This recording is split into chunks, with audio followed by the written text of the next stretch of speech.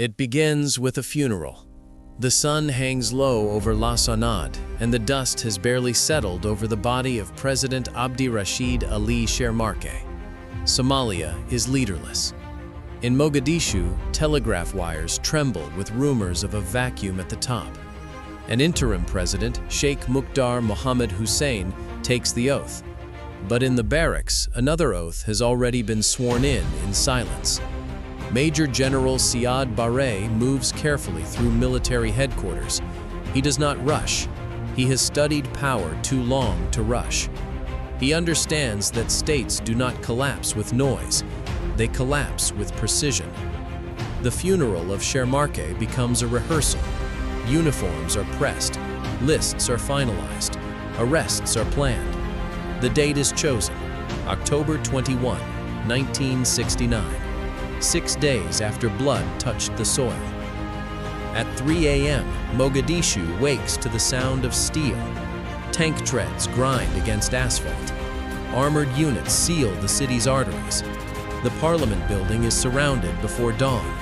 The Ministry of Information is seized before a single warning can reach the public. Prime Minister Mohammed Haji Igal is dragged from his residence. Former President Aden Abdullah Osman is detained. Radio Mogadishu falls without resistance. Then comes the voice. Barre speaks calmly into the microphone. He declares that the military has intervened to save the nation from corruption and decay. The Constitution is suspended. The Supreme Revolutionary Council is born. The Somali Republic is renamed the Somali Democratic Republic, and a new era begins. But this story did not begin in 1969. It began decades earlier in the harsh borderlands of the Ogaden. Barre was born around 1910 near Shalabo. He belonged to the Marehan subclan of the Durrant. As a boy, he was nicknamed Afwine, Mighty Mouth. At 10 years old, he witnessed his father murdered in a raid. Violence was not theory, it was memory.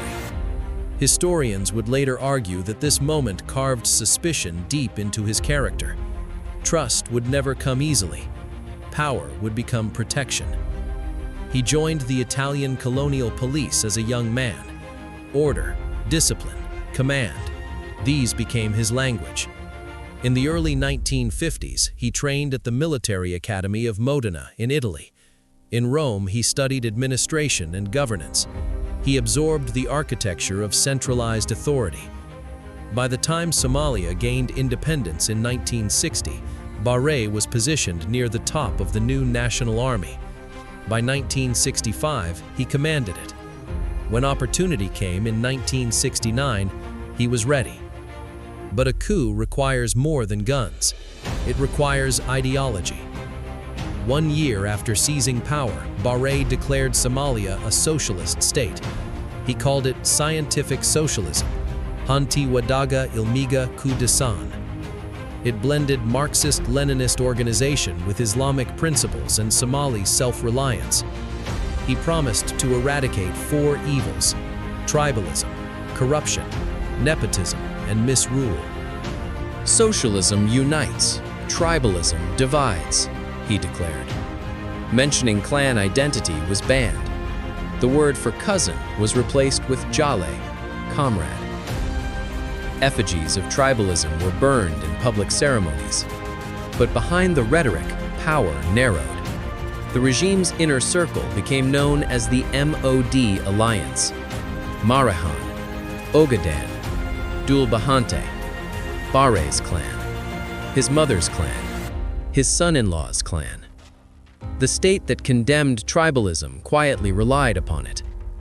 Yet not all his reforms were hollow. In 1972, he made a revolutionary decision. Somali would finally have a standardized script. For years, the language of the people had remained oral while government functioned in foreign tongues. On October 21, 1972, a Latin-based orthography was declared official. Helicopters dropped leaflets announcing the change. Civil servants were given 3 months to learn it or lose their jobs. Then came the literacy campaign of 1974-75. 20,000 students and teachers were sent into rural areas. Schools closed so the countryside could learn. Literacy rates surged from roughly 5% to nearly 70% within a decade.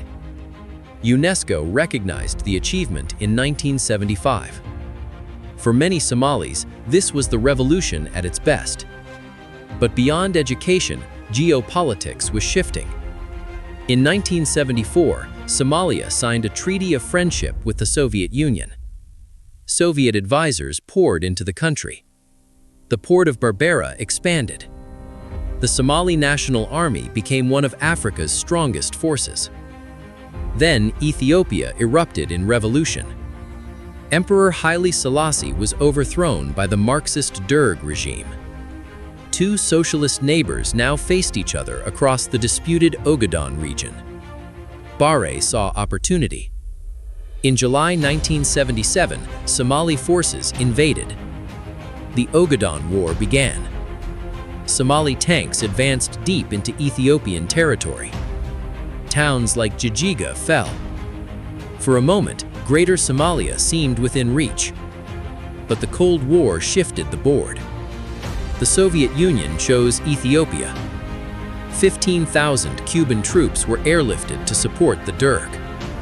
Barre expelled Soviet advisors in anger. He turned to the United States, but the support was limited. By March 1978, Somali forces were retreating. Defeat shattered the myth of the victorious leader.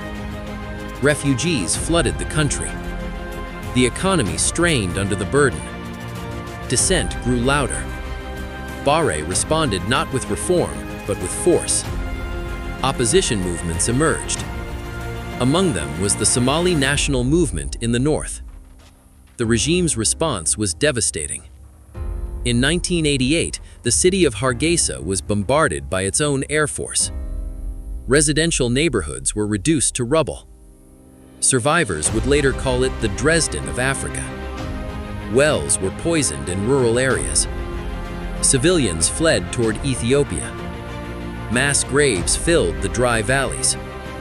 Up to 200,000 Issac civilians are estimated to have died between 1987 and 1989. 500,000 fled as refugees. International aid dried up. Western governments suspended assistance. By the late 1980s, Barre controlled little beyond Mogadishu. The magazine The Economist would mock him as the mayor of Mogadishu. Rebel groups closed in. In January 1991, the capital became a battlefield. Artillery thundered across neighborhoods. Villa Somalia was encircled. On January 26th, rebels captured Radio Mogadishu. 2 days later, Barre fled. Some say he escaped in a tank. Others say disguised beneath a shawl. After 22 years, the regime collapsed. But peace did not follow. The state disintegrated. Warlords carved the country into fiefdoms. Somalia descended into civil war. Barre fled first to Kenya, then to Nigeria. In Lagos, he lived in exile. He refused to accept blame. In 1995, he died far from Mogadishu. His legacy remains fiercely debated. He raised literacy. He built one of Africa's strongest militaries. He tried to forge national identity. But he also centralized power, crushed dissent, and presided over atrocities that fractured the nation. He outlawed clan politics in public. He weaponized them in private. He promised unity. He left fragmentation. The fall of Siad Barre was not just the fall of a man. It was the collapse of an entire state structure. The institutions he dismantled were never rebuilt. The distrust he deepened never healed. And the vacuum he created in 1991 still echoes through Somalia today. The story began with a funeral. It ended with a fleeing convoy in the night. Between those two moments lies the anatomy of power. How it rises, how it hardens, and how, when driven by fear and overreach, it destroys the very nation it once promised to save.